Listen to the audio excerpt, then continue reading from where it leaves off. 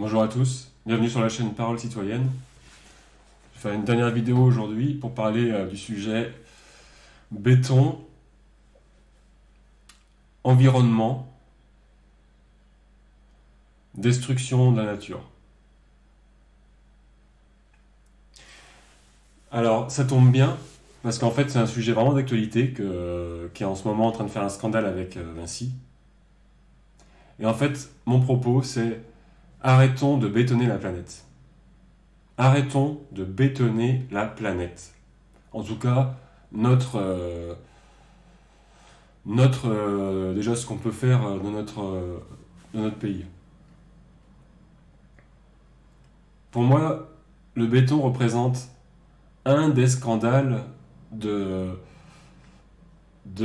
un des scandales en fait modernes. Nous bétonnons à tour de bras, à tour de machine, des bâtiments. Et en faisant ça, nous utilisons du sable, des sables d'alluvion, des sables qui sont présents dans les rivières. Nous prélevons du sable qui aujourd'hui devient en voie de disparition. J'ai appris il y a peu de temps, je ne savais pas, mais en fait on ne peut pas utiliser par exemple du sable du désert pour les constructions. C'est un sable qui n'a pas des propriétés techniques, mécaniques pour avoir un béton facile à faire, solide. Alors je ne peux pas rentrer dans les détails parce que c'est pas mon domaine, mais ça j'ai découvert il y a peu de temps. Et déjà, moi ça me faisait mal au cœur de voir tous ces bétons, je trouve ça triste, je trouve ça mort comme matériau. Et en plus, on y enterre, maintenant j'ai découvert qu'on y enterre du sable qui est en train de disparaître. Il y a des îles qui sont en train de disparaître parce que elles sont englouties par ce saccage. C'est ça, entre casser des cailloux de la terre pour le mettre dans ce béton entre casser des cailloux pour... en fait, ça représente des business énormes. Vous vous rendez pas, je sais pas si vous vous rendez compte, mais ça, c'est des business énormes qui sont encore alimentés par notre impôt, hein, par notre caisse. C'est-à-dire que ces entreprises géantes là, qui ont toujours des gros contrats pour construire, bétonner, eh bien, ils sont assez alimentés par nous, hein, par notre énergie. Hein. Donc c'est important d'en prendre conscience. Pour moi, l'homme doit être... aujourd'hui, on parle beaucoup d'environnement encore pour nous prendre des impôts, des taxes, alors que on devrait plutôt penser biodégradable. C'est-à-dire, mon habitation, je vais la faire biodégradable, en bois. Comme ça, après ma mort, ça peut se dégrader. En plus, ça va me permettre de gérer des forêts et de reboiser la- le pays et de devenir autonome en matériaux. Aussi, ça va créer des entreprises de menuiserie.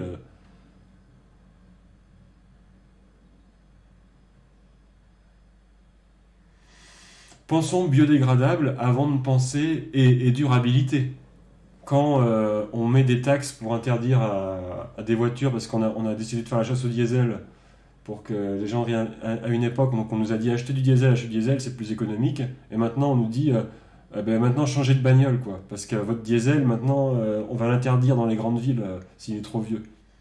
Même si ça ne consomme pas plus qu'un autre, on va nous obliger à aller rechercher de la matière, de l'acier, euh, de l'aluminium, des métaux rares pour refaire une bagnole. C'est ça, c'est quoi qui est bon pour l'environnement? C'est aller acheter une bagnole, mettre à la caisse une bagnole qui roule et euh, qui consomme pas tant que ça, surtout si c'est à usage limité. On sait très bien que pour aller dans un centre-ville, moi-même par exemple, j'ai pas besoin qu'on m'interdise. Bon là je m'éloigne un peu du sujet parce qu'on parlait du béton là. Mais je parle vraiment des gaspillages. Et là le béton c'est un gaspillage. Quand on bétonne quelque chose, après on en fait une matière qui sera pas réutilisable comme ça. Et ça peut rester des blocs comme ça de béton pendant des millénaires, hein. C'est un matériau finalement qui peut résister des millénaires, le béton, hein. Avec de l'acier à l'intérieur, ça bougera pas, hein. Hein. Alors que si on s'organise plus en centre, en local, hein, en petite communauté, avec des maisons auto-faites en bois et qui sont certainement plus saines à vivre parce qu'on respire dans des matériaux naturels, on peut même faire des fondations qui soient, qu'on pense à, qui restent pas, vous voyez, qui soient biodégradables aussi. Parce que quand on coule des fondations, c'est comme si on coule une carie, c'est comme si on fait un plomb dans votre, c'est comme si on coule un implant sur votre, sur vous, quoi. Pensez à que euh, pour quand on arrivera à être dans notre équilibre, en équilibre avec, donc c'est-à-dire on n'est pas dans un système de croissance infinie, parce que la croissance perpétuelle, ça c'est pas l'équilibre, mais ça, pendant ce temps, il y en a qui en profitent, alors que d'autres ils le subissent. Pensons que quand on arrivera à l'équilibre, ça veut dire qu'on sera aussi en équilibre avec notre nature. Et on n'ira pas la transformer, la tuer, par exemple, tuer ces sables, ces rivières de sable, pour, euh, pour en faire un matériau qui soit mort, irréutilisable, à part de les recasser derrière, mais même, on ne fait pas le béton avec du vieux béton comme ça. Après, il n'est pas réutilisable entièrement.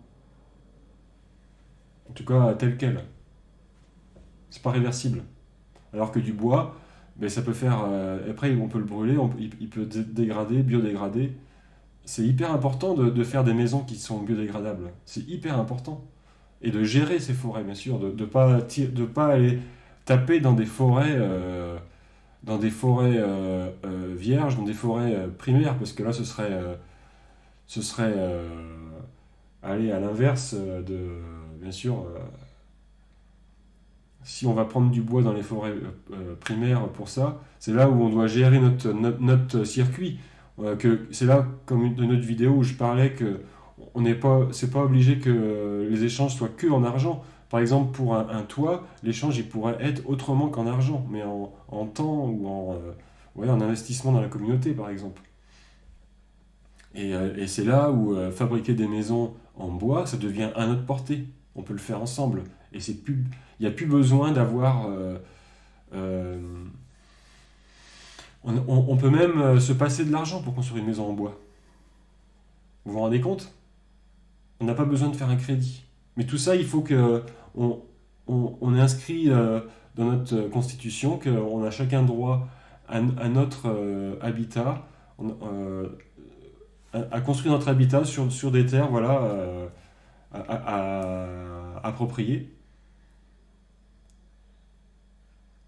et que c'est un droit fondamental, qu'on n'a pas besoin de payer un habitat. Et vous verrez que s'il n'y a pas de spéculation sur l'habitat, mais, ça va être énorme pour l'environnement aussi. On va arrêter de bétonner à tour de bras des logements qui rendent les gens nerveux, dépressifs, et on va commencer à construire des vraies communautés vivantes où il y aura vraiment de la vie, quoi. Et je vous assure, si chacun, euh, par exemple, des villages fabriqués en cercle du feu de la place centrale, plutôt que ces villages romains là où tout est quadrillé et, euh, et en fait est bétonné et hyper dense, c'est une autre vie, hein, ça n'a rien à voir, ça n'a rien à voir. Moi, je rêverais de danser sur la place du village au clair de lune, nu avec une plume dans le cul. Ouais, non, peut-être pas quand même. Je suis pas à ce point-là. Allez, je vous embrasse.